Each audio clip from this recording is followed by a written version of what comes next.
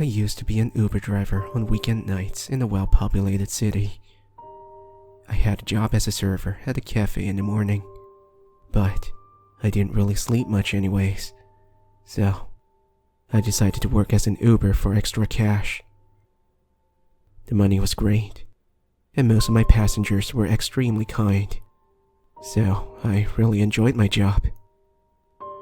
Driving on the weekend nights, I'd pick up some drunk partygoers, but those drives always ended with funny stories.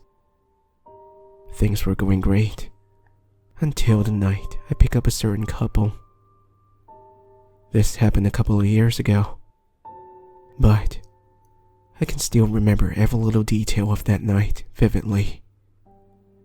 I can close my eyes right now and be instantly flashed back to that moment. It was a little past 1:30 a.m.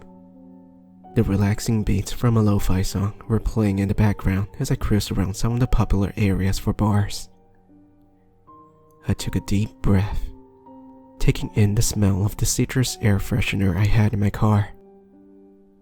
It was a pretty slow night, so I decided to call it a day and make my way back home. Until I took a glance at my phone to see that there was a ride request close by. The rider's destination was on the way to my house anyway, so I decided to take it. I left the busy strip and drove towards an empty street a few blocks away. Standing against a stop sign was a man with medium-length brown hair, wearing a blue-button shirt with khaki pants. Standing behind him was a woman with long red hair with streaks of blonde. She was wearing jeans and some band shirt. When I drove up to them, I rolled down my window and called out the name that was on my phone. "Dave, is it?" Dave flashed me a perfect white smile and said, "Yeah, you got me." I unlocked the car while I confirmed the route to take from here. The car shifting a bit as they climbed into the back seat. I glanced into the rearview mirror to get a closer look at them. Dave looked back at me with a big grin, and the girl just stared off through the window. Upon closer inspection, I saw the girl's hair was a bit tousled, and her thin, round glasses were a bit crooked on her small face. Everything alright tonight?" I asked. Dave continued to stare at me through the rearview mirror and answered, "Oh, yeah, everything is great. Just leaving a date." "Oh, how'd the date go?" I asked, trying to keep the conversation going. I was hoping for the girl to react, but she continued to look out the window as Dave answered me. "Yeah, it was awesome. It was a Tinder date, so we did the usual drinks here and had dinner there." That threw me off. Where I picked him up was far from any bar or restaurant. I couldn't help but ask, "Oh, so what were you doing all the way out here?" Dave paused for a moment, never breaking eye contact with me from the mirror. We just took a walk after dinner to get some steps in, you know." I'm not sure why, but looking at the girl gave me a sense of unease. I was worried. She just didn't look so good, and something about Dave was weirding me out. I asked if they were okay and if they needed anything, but Dave assured me that things were fine. The girl didn't react, so maybe I was just overthinking things. So I continued to drive. It was only about 20 minutes, but the awkward silence made it feel like an eternity. Then, we finally approached an area I was familiar with after dropping off some people at nearby apartments. "Hey, you can just drop me off here." Dave spoke suddenly. We're in the middle of the street and a few blocks away from where he set his destination. "Oh, Are you sure? I ask. Yeah. I just need to stretch my legs a little bit. He opened the door and exit, and I checked that he had given me a great tip along with a 5-star review. I chuckled to myself as I thought about how weird he was.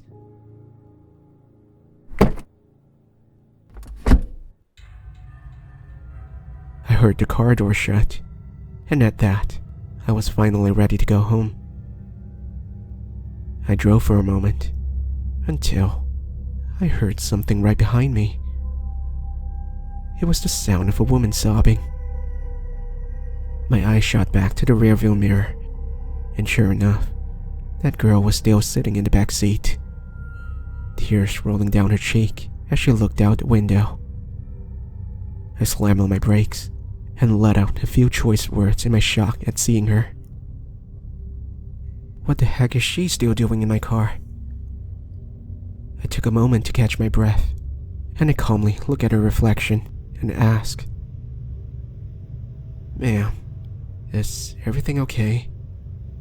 Why didn't you leave with your boyfriend?" She finally began to move, her head turned towards my direction.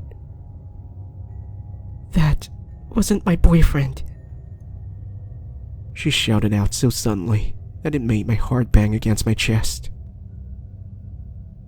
"I can't go with him. Just, please, take me home."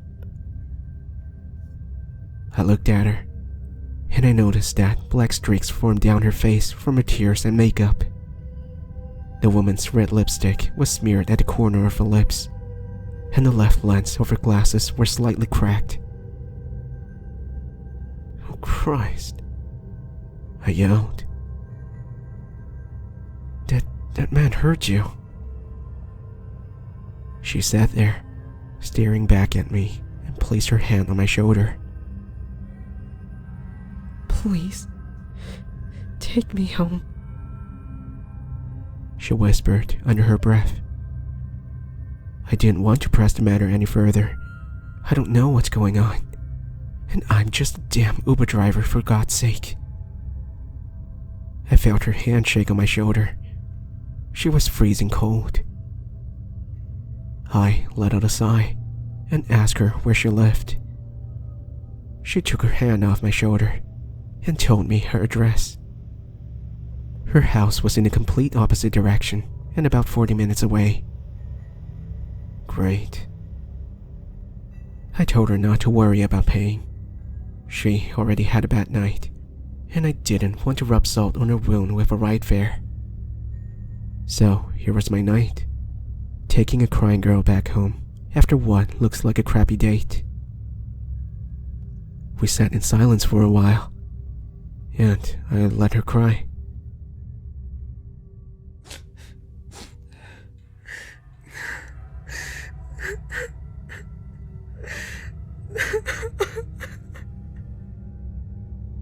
With her sobs barely a whisper underneath the sound of my radio. I couldn't help but look back at her. She was very pretty, despite all that was going on. Did Dave hurt her? I was afraid to ask, but as we got closer to our destination, the questions were burning in the back of my head. I don't know what came over me. I wish I had kept my stupid mouth shut. But the words floated away from my lips. Did Dave hurt you? My questions was met with a cold silence that showed the air around me. There were no sounds of sobbing, no sound of movement, nothing at all coming from my back seat. A chill ran down my spine, freezing me in place as I looked into the rearview mirror to see that it was completely empty. I slammed on my brakes again and shifted my gear to park. I turned around to see that the car was empty, aside from me driving it. My heart began to race. The thumping rocked against my ribs, and I started to sweat despite how cold I felt. Where had she gone? Did she jump out of my effing car? Was I losing it? I hopped out of my car in the middle of the empty road and looked all around, but there was no sign of the woman. In a frantic state, I even looked underneath my car. Of course, there was nothing there. I got back into the driver's seat and propped my head against the steering wheel. I clutched at my chest, trying to calm myself down. There was no way that I'd seen a ghost. That kind of stuff just doesn't happen in real life, does it? My mind tried to rationalize what had just happened, until I heard a whisper that felt like the person's voice was right next to my ear. Please, please, take me home. I turned around to see nothing there, only an empty back seat in my locked car. My eyes shifted back to the rearview mirror to see the image of the girl in the center right behind me. Parts of her hair fell over her cracked glasses. Blood was running down her chin to a neck covered in purple bruises. I just sat there and stared as she began to writhe in her seat like some kind of a creature in a horror film. With the sound of bones snapping echoing in my skull. Her arm snapped to grab the headrest of my seat and the one next to me, and she slowly pulled herself towards me.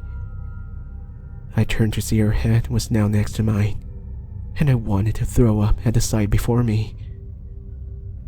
The left side of her head was crushed in, and I saw in that space a hole with fragments of her skull visible.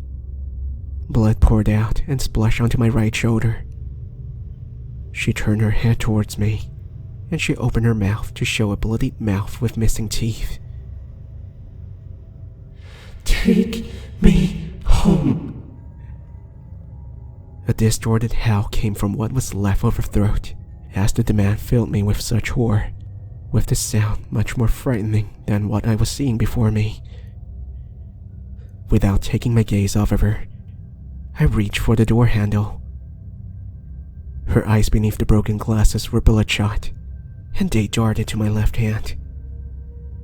Before I knew it, she had slithered to the front seat and pressed her hand onto mine.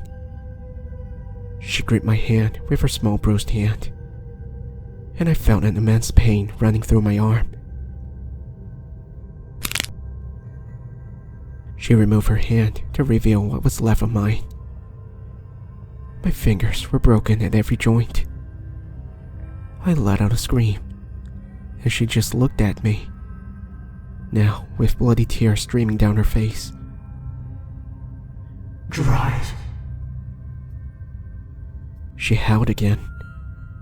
So, with my functioning hand, I turned the engine on, and I continued to drive to her destination. There were only 10 minutes left with no one on the road.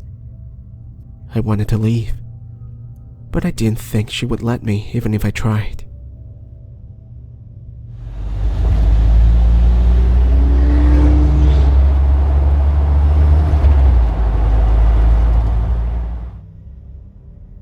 I kept driving despite the pain of my broken fingers, despite her bloody tears dripping onto me, despite the snapping noises of her neck as she tilted her head back and forth.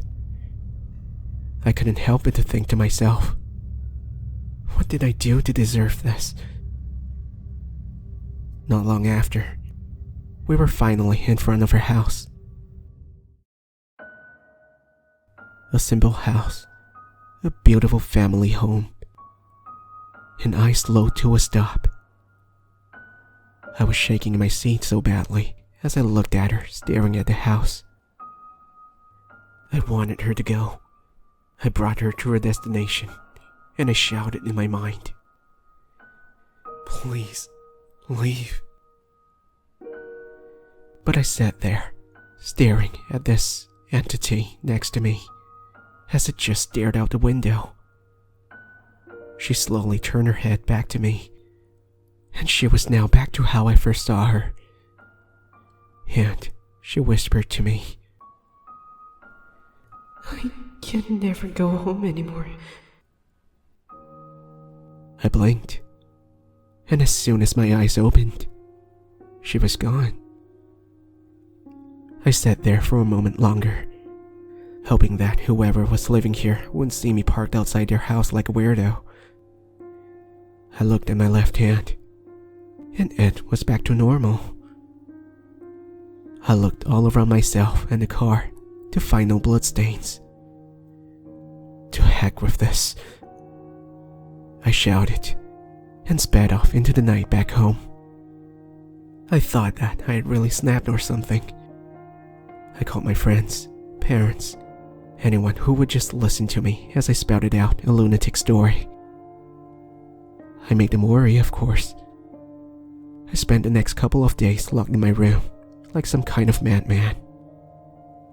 Then, one of my friends sent me a recent news article, and I nearly passed out. The article was about a young woman found murdered in an alleyway. The woman that was in my car.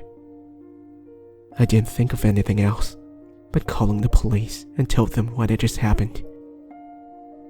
Of course, they didn't believe me about her being in the back seat. But they did believe me about Dave. There was a full-on investigation, but they couldn't find a trace of Dave. But, to my dismay, they did find something in my car. On the floor of my back seat, they had found a memento that Dave must have left behind.